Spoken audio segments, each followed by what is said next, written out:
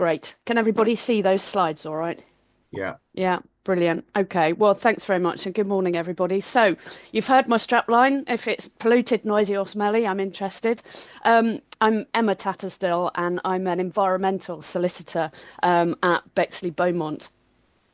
I thought I would talk to you today a little bit about a few ways in which any business, so not just those in obviously environmental sectors, but a way in any way in which any business can be caught by environmental law, not realise, and then talk a little bit about why it matters.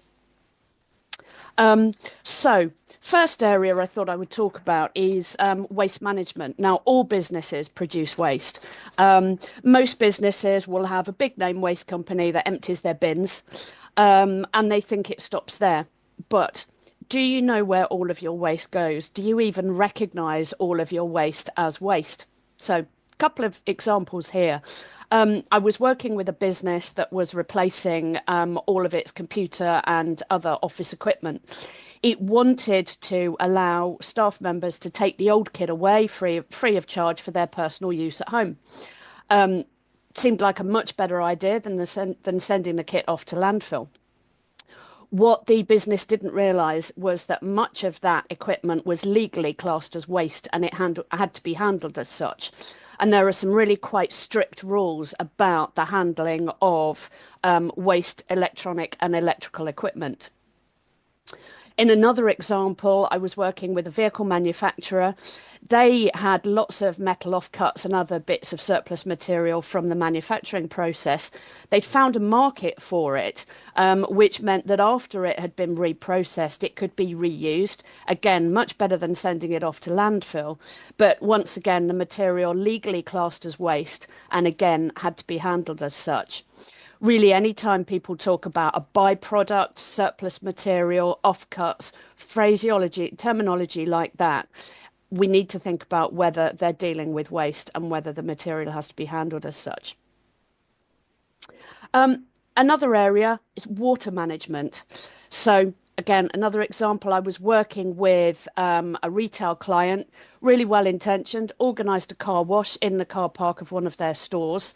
The soapy wash water was going to run off into drainage ditches around the edge of the car park and away into the public sewer. All well and good, you would think. But businesses need a trade effluent consent to let pretty much anything other than domestic type wastewater. So anything other than water from toilets and kitchen units, really. If that water is going to enter the public sewer, chances are a trade effluent consent's needed. Another example with water was a business with premises in rural locations that weren't connected to mains drainage. They did have a package treatment plant on site that treated that wastewater, and then at some premises, the treated water soaked into the ground. In others, it ran off into a watercourse, into a stream. In each case, though, an environmental permit was required to discharge even that treated wastewater. And my final example is in relation to water supply. So, having worked out where your wastewater is going, what about where the clean water came from in the first place? Working with a small business advertised for sale, stated that it benefited from its own water supply drawn from on-site wells and actively promoting its efforts to recycle that water. Those recycling claims were absolutely genuine, but there were no records about the volume of water they were abstracting daily from those wells. If a business like that abstracts more than 20 cubic meters, roughly equivalent to 20,000 litres of water a day, then it will usually require a water abstraction licence. So we had to put that sale on hold just until we put some monitoring equipment in place, checked how much was being abstracted and whether an abstraction license was needed so that we could get that business sale ready.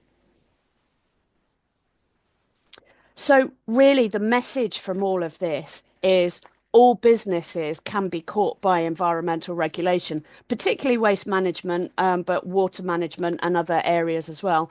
All businesses are caught, but if they don't operate in an obviously environmental sector, they very often haven't audited themselves to check for compliance. Now, why does that matter? Well, aside from issues around the potential for environmental harm and potential liability for losses caused by that, maybe liability for remediation costs, most breaches of environmental regulation are criminal offences. Where those offences are committed by a business that's a corporate body, you may think it's just a corporate issue, but actually, in many cases, if the issue occurs with the knowledge of a company officer, maybe a statutory director, but can be others in management positions as well. Very often, there is a potential for that individual to have a personal criminal liability as well. So these things really do matter on a personal level as well as on a business level. Sanctions normally involve fines for a first offence, in theory imprisonment, but if we're talking about first offences, normally we're talking about a fine. But regulators are increasingly catching on to the value of financial confiscation orders under the Proceeds of Crime Act. So if they think there is money in the business that wouldn't be there if the business had been properly compliant with environmental regulations, then there is a risk of them applying to the criminal courts for a confiscation order. Of course, there's also issues around reputation. I've kind of gone in at the strong end talking about prosecutions and proceeds of crime, but even just a slight trip up over environmental regulations that may be just a slap on the wrist and not a prosecution, still potential reputational issues.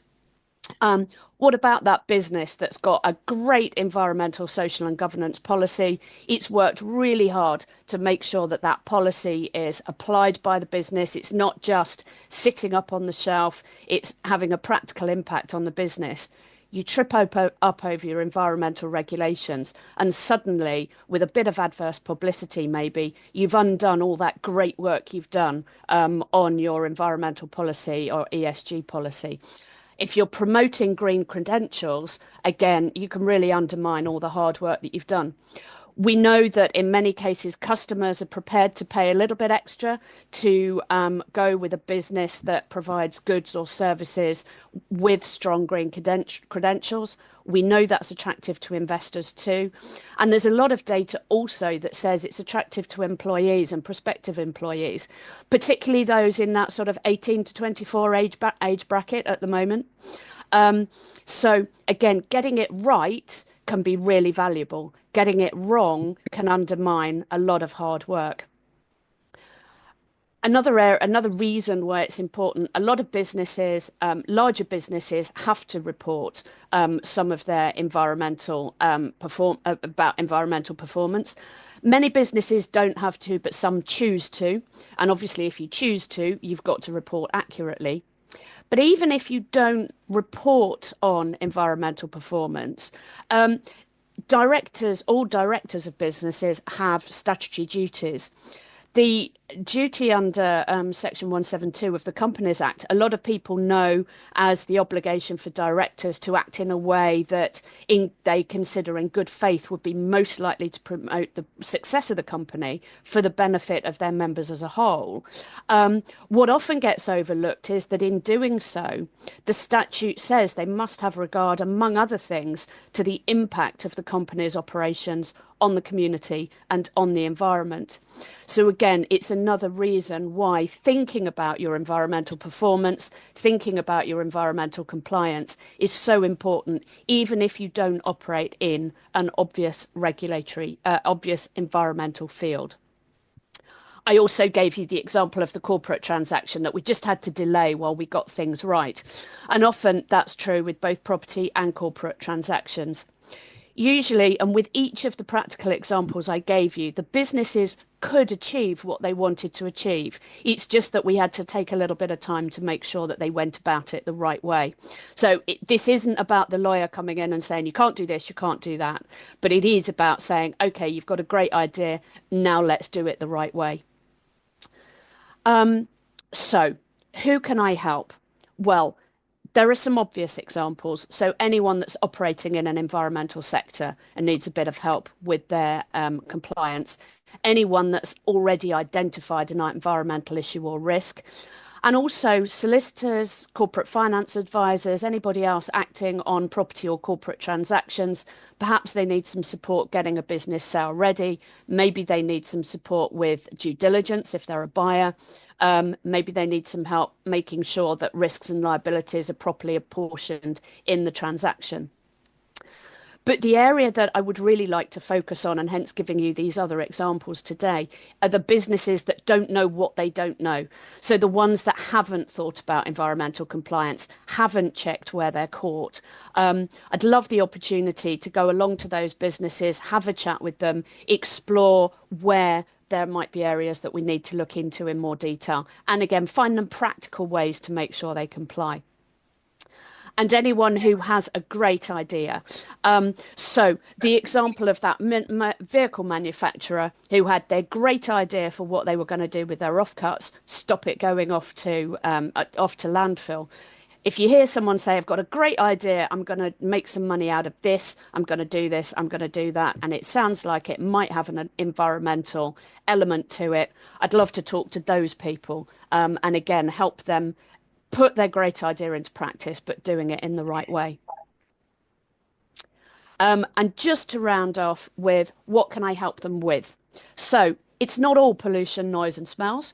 I'm not fussy. I'll take on pretty much any environmental disaster. So if it's not polluted, but maybe there's a flood risk, I'm happy to talk about flood risk, flood defences, all of those sorts of issues. Equally, I'm not fussy about my nuisances. Yes, noise and smells, but dust, smoke, anything else that might be taken as an environmental nuisance. And it's not just the bad stuff. I'm interested in the green stuff as well. So people involved in management of trees, hedgerows, protected sites and species, all of that comes within my very broad environmental umbrella. And with properties, issues with invasive species, controlled weeds, things like Japanese knotweed, which I'm sure a lot of you will have heard about. Also, really happy to talk to people about what they do to manage the risks associated with those things. I think I've stuck to my 15 minutes, Dave. That's what I wanted to cover. Really happy to take questions, Dave, if there's time. But if not, my contact details are on the screen. Do please get in touch, anybody, if you've got anything that you'd like to have a chat about. Thank you, That's me Emma. done. Thank you. Thank you very much. Any questions? We've got time for a few questions. Emma, I've got a question for you, if I may. You talked about essentially preventative work, auditing businesses and helping them avoid the pitfalls in regulatory and environmental law. But when it goes wrong, and on occasions there are prosecutions, do you also help with those? Do you defend criminal and regulatory prosecutions? I do, Jonathan. Yes, and in fact, the reality is many of my clients come to me for the first time when something's gone wrong, and they need that sort of damage limitation. And there's a lot we can do as well. It doesn't have to. It doesn't have to end up in court. If people come to me early enough when the regulator's knocking on the door, very often there are things we can do. Go to the regulator. Maybe we have to say, hands up, got it wrong on this occasion, but there's lots we're doing now to put it right and try to persuade them not to take enforcement action. So yes, I cover those areas too. Emma, just one question from me. Yeah, You Richard. mentioned about these licenses or lack of in the process of kind of due diligence and deals and things like that. Yeah, Do you see that that's something that comes up in due diligence on a fairly regular basis, or is it something that kind of gets missed? Um, it's it's something that is coming up increasingly. It's something that used to get missed a lot. It's something that's coming up increasingly, and it means two things. I mean, one for buyers because it is something that can get missed. It's an area where if you have your environmental specialist on board, then it's hopefully not going to get missed. For sellers, if you've got your environmental specialist on board early on, you can make sure that that sale is business ready. And then if your buyer's got good advisors on board and they do pick up on the issues, if you've got things sorted in advance, then it doesn't have to delay the transaction. But yes, it's coming up increasingly. Thank you. Any other questions? I've got a quick one, Emma. Yeah. There's a lot of legislation that was a surprise to me there, and now people can get caught out. My question is, how quick is the legislation changing from day to day, month to month? It's changing all the time, all the time. It's certainly keeping me on my toes, and it's keeping my clients on my toes. Um, the regulations get tighter all the time. What also gets tighter is not necessarily the regulations, but the guidance around the outsides of the regulations. So I really have to stay on top of particularly the Environment Agency and their changing guidance, and the guidance on just how you stay compliant. Thank you, Emma. I think Hannah's raised a hand.